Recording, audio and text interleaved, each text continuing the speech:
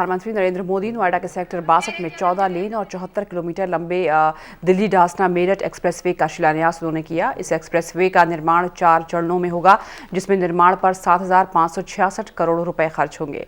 देश में ये अपनी तरह का पहली योजना है और इस सड़क के इस्तेमाल के लिए टोल टैक्स देना पड़ेगा, लेकिन टोल नाका नहीं होगा। इस मौके पर प्रधानमंत्री मोदी ने कहा कि जो गति वाजपेयी जी ने दी थी, उसे आगे बढ़ाने की दिशा में एक्सप्रेसवे एक बड़ा कदम है। उन्होंने कहा कि गांव के लोग जानते हैं कि अगर विकास चाहिए तो गांव को सड़क से जोड़ना होगा। गांव के लोगों के इस सपने को पूरा करने के लिए अटल जी ने स्वर्ण चतुर्भुज योजना और प्रधानमंत्री ग्राम सड़क योजना की शुरुआत की थी।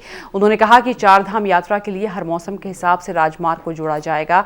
उन्होंने कहा कि देश भर में पानी का नेटवर्क तैयार किया जाएगा और नदियों को आपस में जोड़ा जाएगा। गरीबों के लिए योजनाएं बनाई गई हैं। विपक्ष पर निशाना साधते हुए उन्होंने कहा कि कांग्रेस संसद चलने नहीं दे रही, जबकि कांग्रेस ने 60 साल तक सत्ता का उपभोग किया। उन्होंने कहा कि संसद को रोकने का अधिकार किसी का नहीं है।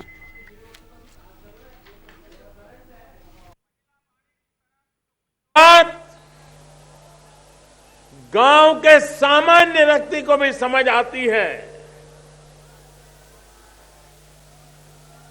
जो सपना देश के गांव का इंसान भी देखता है, उस सपने को पूरा करने की दिशा में अटल बिहारी वाजपेयी जी ने दो महत्वपूर्ण बातों की शुरुआत की थी। इंफ्रास्ट्रक्चर की दुनिया में भारत को नई ऊंचाइयों पर ले जाने के लिए जब श्रीमान अटल बिहारी वाजपेयी जी देश के प्रधानमंत्री थे, उन्होंने दो महत्वपूर्ण चीजों को आरंभ किया था।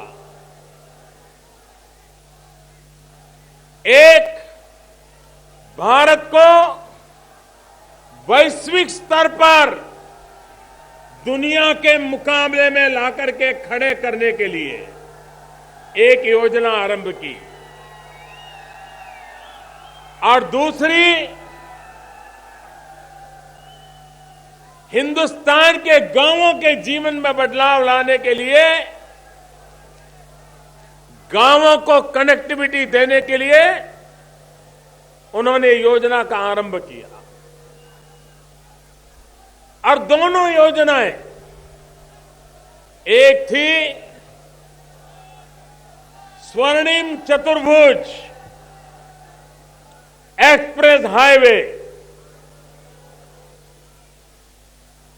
पूरब से पश्चिम, उत्तर से दक्षिण हिंदुस्तान को एक ही ताकत वाला, एक ही क्वालिटी वाला, तेज गति से ले जाने वाला रास्ता बनाने का अभियान चलाया।